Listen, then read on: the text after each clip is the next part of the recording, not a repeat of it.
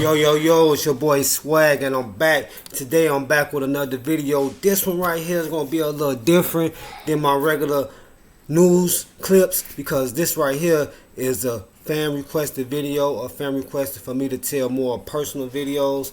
He didn't say what kind of personal video, so I wasn't sure if it was a drill culture story he wanted to hear or if he just wanted to hear something about my personal life. But I chose to make both of them together, so I'm going to tell you how the drill culture affected my life. So it's your boy Swag 9 Mil, and if you didn't know, your boy grew up in Chicago, Illinois, on the south side. My first community that I grew up was Parkway Gardens, aka known today as O Block. So I grew up in O Block since I was at like maybe 5 or 6 years old. I moved to O Block. I lived in O Block from like 5 to like 14 years old, and throughout my life I always been back and forth. I still got family that live in there, so you know what I'm saying. I am familiar with the area. My grandmother grew up.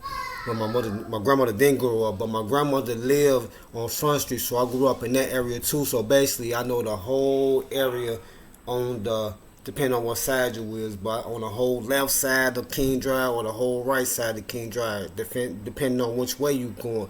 So I know a lot of people. I'm not like a gang banger. I never gang bang. You know what I'm saying? But I did have friends and family members that gang bang. So I did do stupid shit, but I never really claimed anything. You know. I forgot how old I was at this time, but around the time DJ King came to America, my grandmother was still staying on Front Street. She stayed on 61st and Indiana in the Courtways. No, I take that back. I think the Courtways was closed at that time. My grandmother was on 60th and Vernon, and that's like on the opposite side of King Drive. And then that's Vernon. Like, well, if the people who's watching this, who's know about the drill, that'd be like so-called the GD side. You know what I'm saying? So I live one block over that way. So that's when people that know about the drill culture can see like think it's Squirt Town and Gyro City. They was together, and it was a mixture of gangs. You know what I'm saying? BDs and GDs, just like 600, and they all. Well, Gyro didn't hang with 600, but 600 and Squirt, they kind of fuck with each other, whatever the case may be. So I've been on that side. So I met a lot of the Chicago rappers, a lot of them.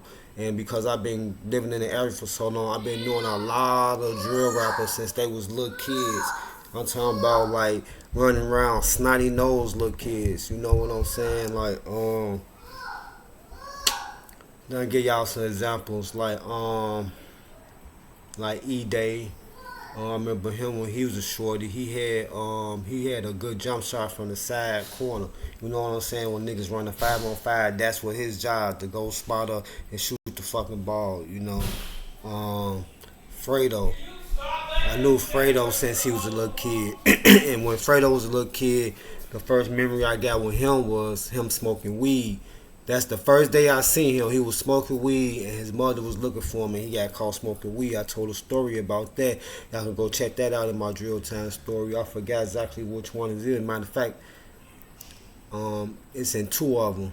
Two of them is in. I talk about Fredo knocking a nigga out, and it's another video about Fredo. And then D Rose. I remember when D Rose was a shorty. Like, I used to hoop with D Rose step pops. I think that's his step pops. I never known him to be his real pops, but I hoop with D Rose step pops. You know what I'm saying? So I've been seeing him since he was a shorty. You know what I'm saying? Baldy. I've been seeing Baldy around since he was a shorty. When I say shorty, I'm talking about like 10. I'm talking about like young, like, or younger than that, depending on what age, what year we talking about, that I'm remembering this shit. Like Baldy, Baldy was like overprotected by his grandmother when he was a shorty. Like, he wasn't really outside like that when he was little. Like, people in his family and people he was around, he was exposed to a lot of stuff just by seeing it, but his grandmother tried to keep him out that shit. That nigga wasn't coming outside when he was a shorty. when he was, I don't know when he broke out of that because you know what I'm saying. I'm a grown ass nigga, like I'm saying. I'm older than these niggas too. Just to throw that out there, if you still with me, I'm older than these niggas. You know what I'm saying. So, this one he was like, but no older than like 12. Like he was on lockdown. But I'm gonna keep it going. Who else we got? Gino. I remember when Gino first came in the hood. Gino probably moved from when they tore down the projects. I'm not sure because they had rebuilt the row houses in a lot of other areas, and a lot of people had moved in the community or whatever. And I remember when he first came, it was him and a couple of more known Front Street members that the media know. You know what I'm saying? But I remember when Gino first came, he didn't know nobody. You know what I'm saying, on Front Street. So he had he had been kicking it with some more people that had moved in the area, so they all was together, you know what I'm saying? Then we all just blended in and was kicking it, you know what I'm saying? But just on some like territorial stuff, like, you know, nitpick and shit. We used to do that shit with them niggas. I ain't gonna lie. Who else can I say? Chief Keef, I've been knowing him, of course. I didn't even mention him first, but I've been knowing him since DJ. I started fucking with DJ Ken. So when I started fucking with DJ Ken, damn, I could have named some more people before I go to Keith. That's why I didn't, because I was gonna break into the drill story. Let me think of some more people. There's so many motherfuckers. Um, anyway, I'm gonna keep it going. So I met Keith through Ken. So my cousin came home one day. He's like, I met this Chinese dude. He called him Chinese, but Ken is Japanese. He said, I met this Chinese dude. He got a studio because I used to rap and shit. So if you haven't heard my song with Chief Keef, I titled it NWA Freestyle. That was around the time the movie was coming out, the biopic. And I'm like, damn, we got like a remix of that original, you know what I'm saying, song, NWA. So I threw it out there and named it NWA Freestyle, whatever the case may be. But he was a shorty. He was about 10, 11 years old, you know what I'm saying. This was like 2006, 2007. Um, Keith was pretty cool, you know what I'm saying. Um, this is when drill really impacted my life. Well, we ain't gonna say drill yet. This is when music impacted my life because DJ Ken came into the picture.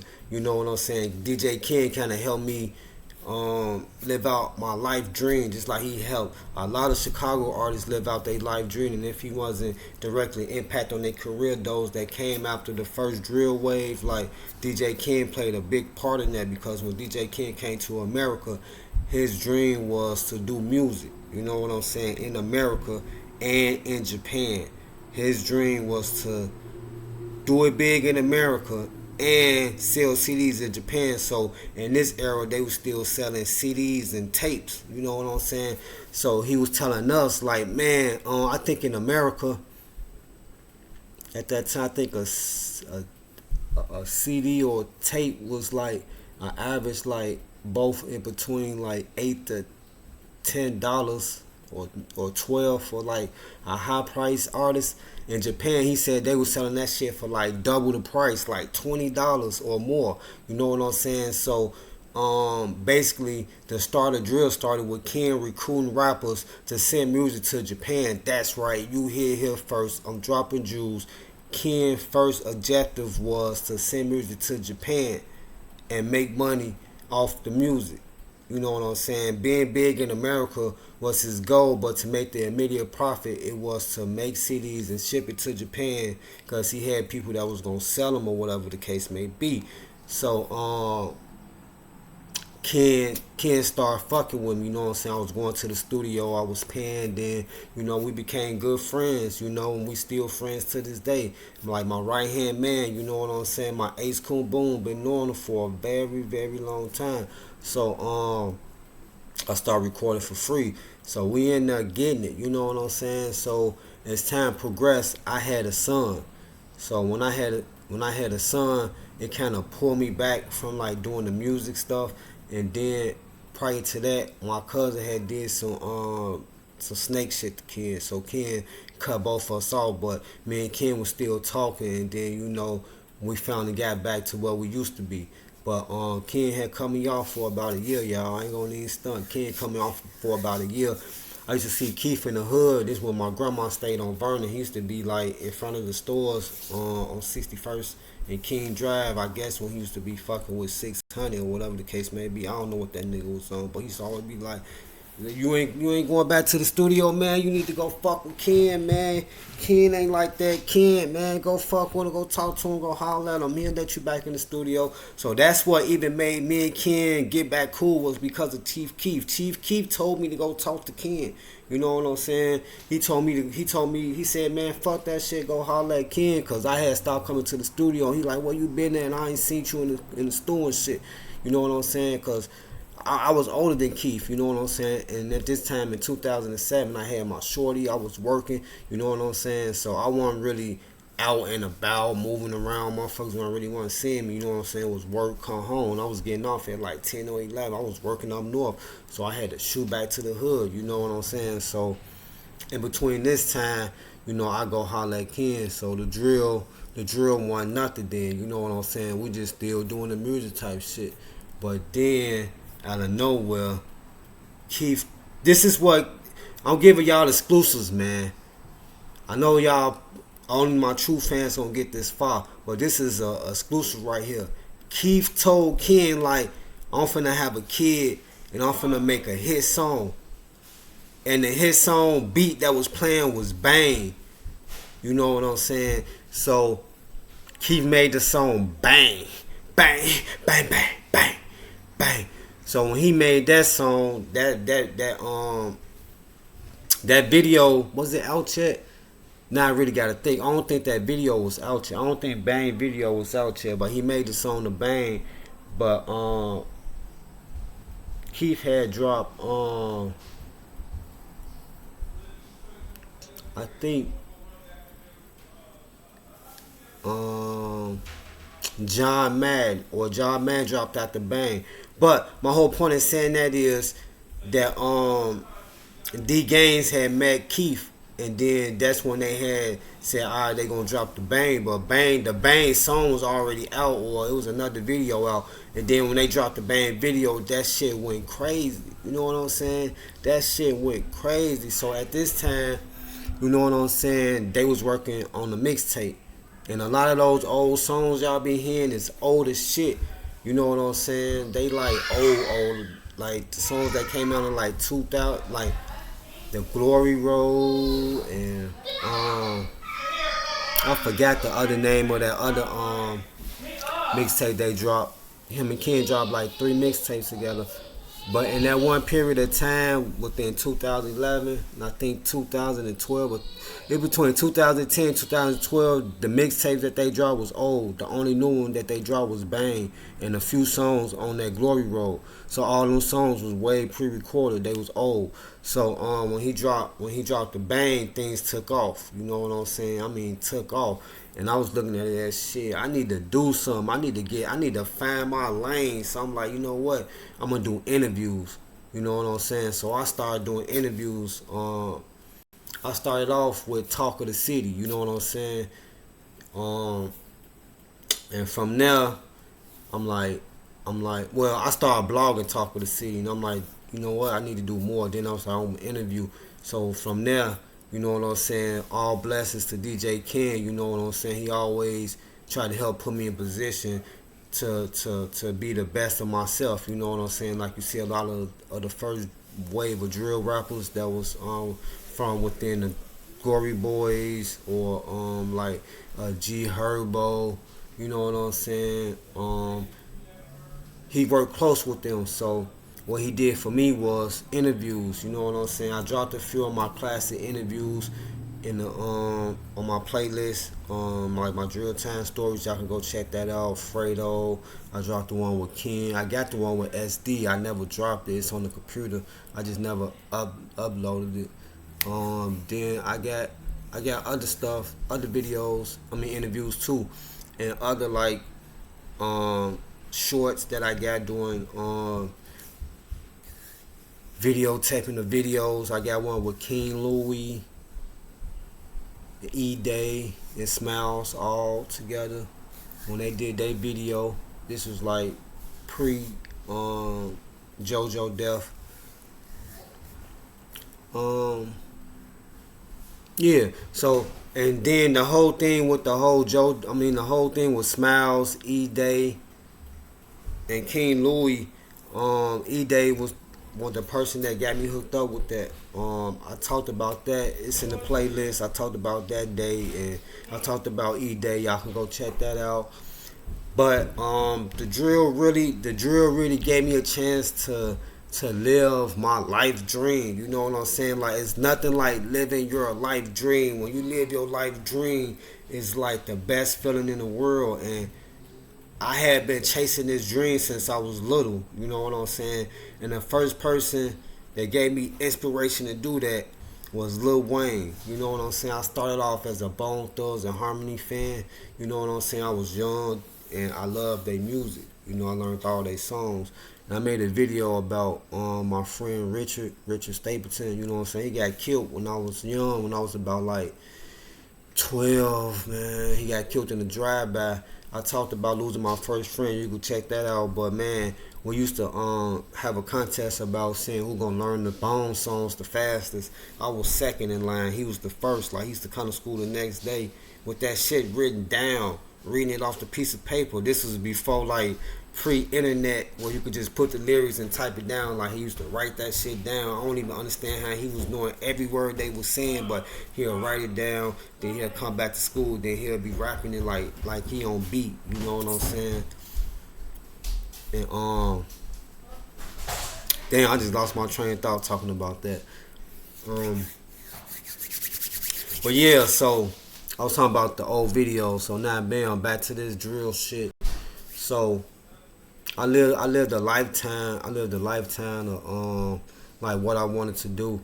So Ken got me to travel with him. We did a lot of shows, as far as like what he had going on, and then he started his Shabiria Tyson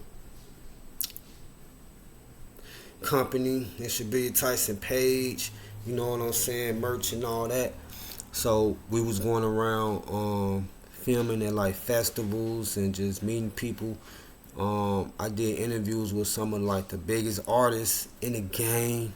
You know what I'm saying? Not just Glow Gang, but just artists that became big after I met them. You know what I'm saying? I always talk about how DJ Ken is like. If you meet DJ Ken, it's like you destined to be. You know what I'm saying? If you stay on your grind, not saying that just because they meet him, he doing it, but just the people that he was able to meet and the people he was able to network with, you know what I'm saying, was all top of the line. And then I got a chance to meet these people. I got a chance to interview them. You know what I'm saying? So the drill culture been real good to me. It's been real good to me. Like even me starting my YouTube channel, like giving me something to talk about. You know what I'm saying? Like I started off telling like a few stories about the beginning of drill, far as my career. Then I started back over, started talking about the beginning of drill or things people didn't know. And it's like I'm stuck in this era of the beginning of drill, but it's 2023 and it's a lot of shit that happened.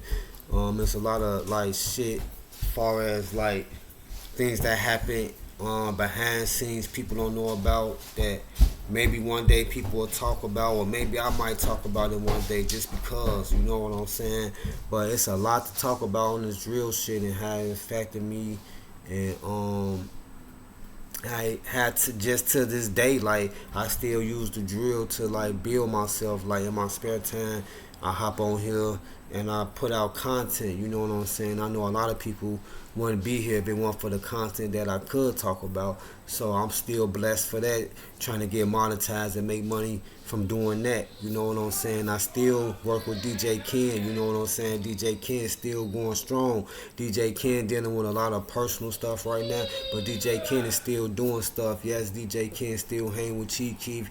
Yes, Chief Keef still fuck with DJ Ken. Yes, they had done music together. I'm not sure exactly what music it was, but they have done stuff together. You can go on his page. You can see them in the studio working on beats together. And you know what I'm saying? Ain't no telling what else they've done together, you know? I know you don't. But they still work together. They still doing projects together, you know what I'm saying? And